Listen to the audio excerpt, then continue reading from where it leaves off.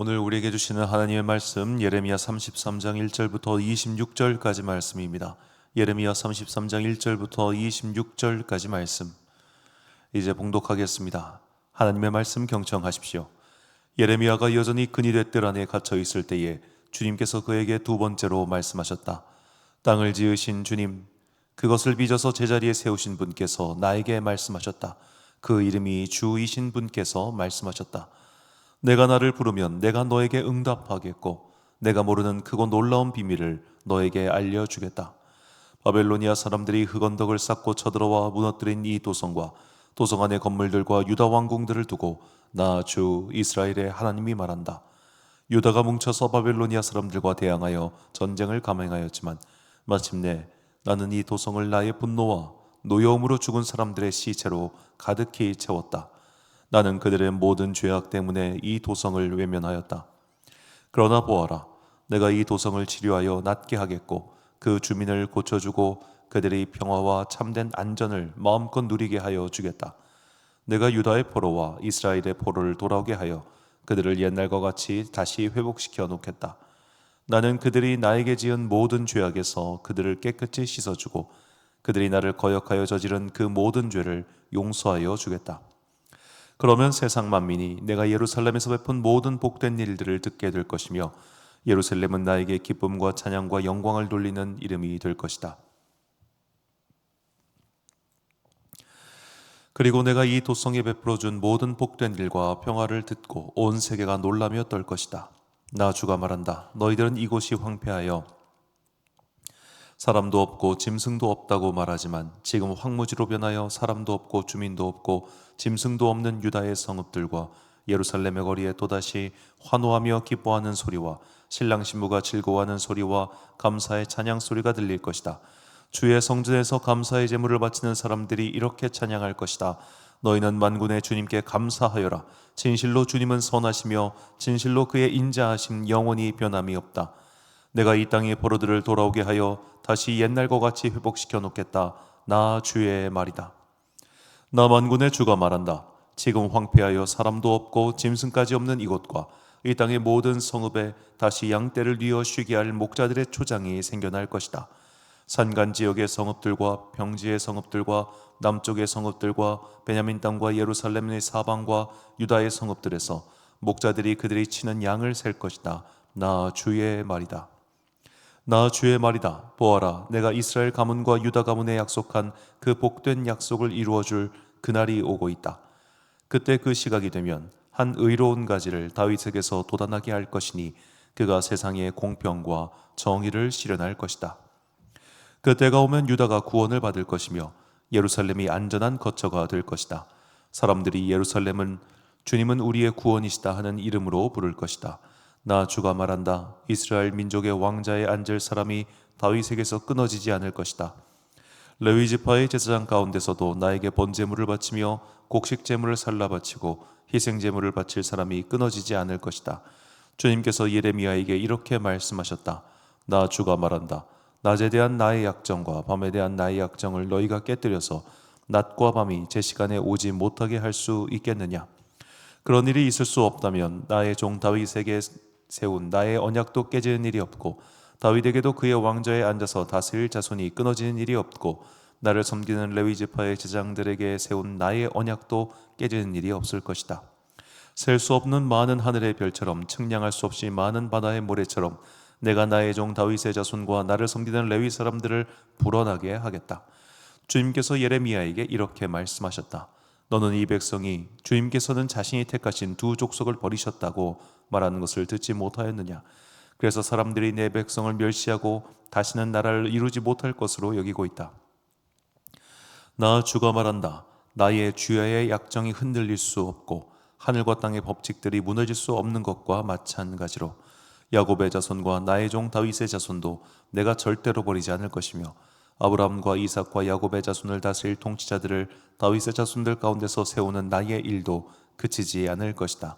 이제는 참으로 내가 이 백성을 불쌍히 여겨서 그들 가운데서 포로가 된 사람들을 돌아오게 하겠다. 아멘. 하나님과 합치하라 라는 제목으로 하나님의 말씀 선포하겠습니다. 자, 계속해서 예레미야 강해를 하고 있는데 이 강해를 따라오신 분들은 알고 계시겠지만 지금 하나님, 그러니까 화자의 어조가 많이 바뀌었습니다. 그 이전까지 하나님의 말투, 하나님의 어떤 말씀의 뉘앙스는 내가 반드시 너희를 심판할 것이며 너희를 가만히 내버려 두지 않겠다는 굉장히 분노에 활활 타오르는 것이 컸다면, 지금은 하나님께서 어조를 바뀌셔서 내가 너희를 지켜주고 내가 너희와 함께하며 아무리 절망적인 상황이라 할지라도 내가 너희에게 내뱉은 이 말을 취소시킬 수 없다는 말을 계속해서 반복하시죠. 왜 그런가? 상황이 달라졌기 때문입니다. 과거에는 아직, 그러니까 시드기야 이전에 뭐 여호야김 때 이럴 때만 하더라도 이 바벨로니아의 침공이 있긴 있었지만 그것이 막 얘네가 진짜 우리를 멸망시키겠구나, 이건 돌이킬 수 없구나, 이 정도 수준이 아니었단 말이에요. 그러다 보니까 아직 이제 이스라엘 백성들, 유다 백성들, 특히 예루살렘에 살고 있는 사람들이 정신을 못 차렸었습니다. 하나님께서 하지 말라고 하는 것들, 없애라고 하는 것들을 여전히 그냥 놔두고 있었어요. 과거와 결별하지 못한 채 살고 있던 그들. 그러들 앞에 이제 드디어 바벨로니아 군대가 예루살렘을 포위하고 이제는 그들이 토성을 쌓아서 예루살렘 성벽을 무너뜨리기 직전. 이제는 모든 것이 끝났다. 아무것도 우리는 이제 하나님께서 우리 완전히 버리셨고 우리는 모두 죽었고 이 민족은 끝장이야 라고 생각하고 있는 그들에게 너희는 아직 끝나지 않았어. 내가 너희를 구해줄 거야. 내가 너희와 함께하고 있기 때문이야. 내가 나의 종 다윗과 언약을 맺었고 그리고 아론의 후손들과 언약을 맺었어. 내가 맺은 언약이 있기 때문에 나는 이 약속을 취소할 생각이 없어. 이 세상에 그 무엇도 내가 너희와 한 약속을 깨뜨릴 수가 없는 거야. 이 얘기를 오늘 본문에서 반복해서 하시죠. 자, 본문 20절과 21절 말씀을 제가 세번역 성경으로 다시 읽어드리겠습니다. 나 주가 말한다. 낮에 대한 나의 약정과 밤에 대한 나의 약정을 너희가 깨뜨려서 낮과 밤이 제 시간에 오지 못하게 할 수 있겠느냐? 그런 일이 있을 수 없다면 나의 종 다윗에게 세운 나의 언약도 깨지는 일이 없고 다윗에게도 그의 왕좌에 앉아서 다스릴 자손이 끊어지는 일이 없고 나를 섬기는 레위 지파의 제사장들에게 세운 나의 언약도 깨지는 일이 없을 것이다. 아멘. 즉 내가 너희와 약속한 게 있고 내가 한 말이 있으니 그 말은 결코 취소될 수가 없어. 왜? 나는 하나님이니까. 이게 어제도 그리고 오늘도 우리에게 주시는 하나님의 메시지입니다. 하나님은 하나님이시죠. 그 어떤 말도 그분을 설명할 수 없으며 그 어떤 것도 그분을 가로막을 수가 없습니다. 모든 육체의 하나님, 모든 피조물의 하나님, 온 세계를 다스리고 계시고 창조하시며 만드시고 그렇게 엮어가시는 하나님, 그 어떤 자연법칙조차도 사실은 하나님의 섭리와 약속 가운데서 이루어지고 있기 때문에 우리가 그 어마어마한 하나님의 사랑과 은혜와 섭리를 생각한다면 그분의 뜻은 반드시 이루어지겠구나, 그것을 의심할 수가 없는 것이죠. 얼마 전에 한 과학 채널을 보니까 이 테라포밍이라는 게 있습니다. 화성의 테라포밍이라고 하면은 화성의 대기권을 만들어서 화성을 지구와 같이 살 수 있는 환경으로 과연 만들 수 있을 것인가에 대한 일종의 SF적인 그런 상상이죠. 근데 화성이, 저도 몰랐는데 태양의 주위를 돌긴 하지만 행성 자체가 이렇게 빙글빙글 돌아가는 자전이 있던가요? 자전인가요? 이 자전을 하지를 않는다는 거예요. 일단 얘를 자전하게 만들어야 돼요. 그럼 얘를 어떻게 자전하게 만들 것이냐? 지구에서 핵폭탄 미사일을 막 엄청나게 쏴가지고 그 별에다가 충격을 줘서 얘를 돌아가게 만들 것이냐?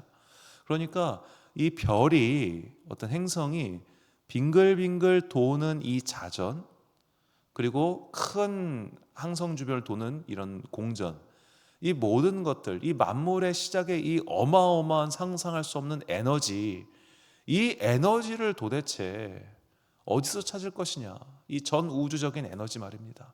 하나님의 창조의 세계는 우리가 살펴보면 살펴볼수록 신기하기 그지없어요. 최근에 또 양자역학에 대해서 좀 궁금증이 생겨가지고 보고 있는데 올해가 양자역학 탄생 100주년입니다. 자, 가장 거대한 세계, 우주적 세계관으로 가도 우리가 굉장히 신기하고요. 가장 미시적인 세계, 가장 작은 양자라고 하는 것이 우리가 나누다 못해 가장 나눌 수 없는 작은 단위가 양자인데, 그 양자의 세계로 들어가면 또 현실 물리 세계와는 전혀 다른 그 재미있는 현상들이 일어난다고 하더군요. 자, 그런 것들을 보면서 하나님께서 만드신 세계는 너무나 참 광활하면서도 상상을 초월하고, 그리고 그런 세계는 하나님의 뜻에 따라서 여전히 다스려지고 있다는 겁니다. 우리가 한때 한 시각, 너무 제한된 시간에 제한된 시야를 갖고 살다 보니 그것을 모르고 살 뿐이죠. 자, 이렇게 하나님께서 당신의 뜻을 이루어 가고 계시고 당신이 하신 말씀을 지켜가고 계십니다. 그렇다면 오늘을 사는 우리는 무엇을 기도해야 하며 또 무엇을 따라가야 되는가? 하나님의 뜻이 이것이구나 할 때 하나님의 뜻을 따라가면 편한 인생을 사는 거고, 하나님의 뜻이 아닌 내 뜻을 관철하기 위해서 하나님, 내 계획이 성취되게 해주세요, 내 계획이 이루어지게 해주세요, 이것이 나의 꿈이에요, 그러니 주님 이거 반드시 이루어주세요, 이렇게 나라고 하는 것을 계속해서 관철시키려고 하면 그는 피곤하게 사는 것이죠. 왜냐? 하나님의 뜻은 이루어지기 때문입니다. 자, 그래서 주님께서 우리에게 기도를 이렇게 가르쳐 주셨죠. 마태복음 6장 10절 말씀입니다. 나라가 임하시오며 뜻이 하늘에서 이루어진 것 같이 땅에서도 이루어지이다. 자, 이루어지게 하소서가 아닙니다. 이루어지이다. 물론 여기 청유의 의미도 있긴 합니다만 이것은 사실 이루어질 것입니다 라고 하는 거의 확정적인 말씀이죠. 이 땅 가운데 반드시 하나님의 뜻은 이루어집니다. 이것은 마치 거스를 수 없는 대세와도 같습니다. 자, 큰 강물이 막 산에서부터 물이 절절절절 흐르고 있어요. 거기를 거슬러 올라가는 연어처럼 살 겁니까? 굳이 내가 연어가 아닌데 그걸 왜 거슬러 올라가요? 그 흐름에 따라가야 편안한 거 아니겠습니까? 정말 간혹 성도님들 가운데 정말 신실하게 주님을 따라가며 정말 하나님께서 사랑하는 인생을 사는 분들이 계세요. 어떤 분들이냐? 물처럼 사세요. 진짜 부러울 정도로 평안하고 안락하며, 그 경제적인 안락함을 말하는 게 아닙니다. 그냥 하나님의 뜻을 따라가니까 평안한 거예요. 사람의 삶이, 모든 것이 거칠거나 그런 게 없이. 우리가 주님의 뜻을 거슬려 살려고 하면 거칠어져요. 거슬러 가야 되니까. 그런데 하나님, 오늘 하나님의 뜻은 어디에 있습니까? 우리가 그 뜻을 따라가겠습니다. 그 뜻을 따라가면 사람이 부드러워져요. 물처럼 되는 거예요. 자, 우리가 아직도 하나님을 믿는다고 하면서 하나님, 내 소망이 이루어지게 해주십시오, 내 성공이 되게 해주십시오, 나를 위한 기도, 나만을 위한 기도에서 벗어나지 못했다면 나는 어쩌면 아직도 그 거센 강물을 거슬러 올라가는 어리석은 행동을 하고 있는 미천한 존재인지도 모릅니다. 우리에게 가장 중요한 것은 하나님의 뜻이 어디에 있는가, 하나님께서 무엇을 기뻐하시는가, 그 일을 행할 때 우리는 주님과 더불어 동행하는 삶을 사는 거예요. 맨날 말로만 동행 하지 말고 무슨 동행 일기를 쓸 게 아니라 결국 간단한 겁니다. 오늘 하나님께서 기뻐하시는 것이 무엇일까? 나는 그것을 하고 있는가? 그렇게 주님께서 가신 길, 혹은 가라고 하시는 길, 그리고 하나님께서 이미 약속하셨으며 그리고 이루고 계신 그 길을 내가 따라갈 때, 그 길 위에 서 있을 때 평안한 겁니다. 비록 그 평안함이 경제적 평안함을 가리키는 것은 아닙니다. 여러 가지 다른 것인데 내 마음이 그분 안에 있기 때문에 누리는 그 평안, 성령께서 주시는 그 평안을 정말로 체험하고 누리는 우리 모두가 되기를 간절히 소망합니다. 이사야 46장 8절부터 10절까지 말씀입니다. 너희 패역한 자들아, 이 일을 기억하고 장부가 되라. 이 일을 마음에 두라. 너희는 옛적 일을 기억하라. 나는 하나님이라. 나 외에 다른 이가 없느니라. 나는 하나님이라. 나 같은 이가 없느니라.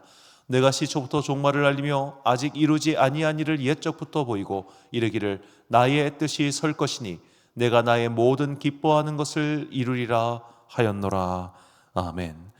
사랑하는 지혜의 빛 광성교회 성도 여러분, 그리고 이 새벽을 함께 깨우고 계신 귀한 주님의 자녀 여러분, 하나님의 뜻, 하나님의 계획은 반드시 이루어집니다. 그러니 하나님께서 기뻐하시는 일을 합시다.